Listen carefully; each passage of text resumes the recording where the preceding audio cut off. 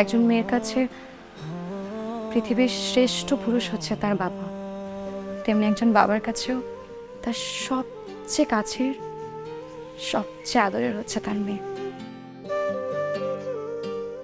এতগুলো বছর আমি কি কম কেঁদেছি? আপনিও কেঁদেছেন, বাবাও কেঁদেছে, কাটাকাটি সব শোধ হয়ে গিয়েছে আপু। প্লিজ আপনি আমাদের সাথে চলেন। আমি বাবার সামনে গেলেই বাবার প্রেশার হাই হয়ে যাবে, আমি সেটা কখনোই চাই না। এতগুলো বছর আমি শুধু অপেক্ষা করেছি ওরা আমার খোঁজ নেবে।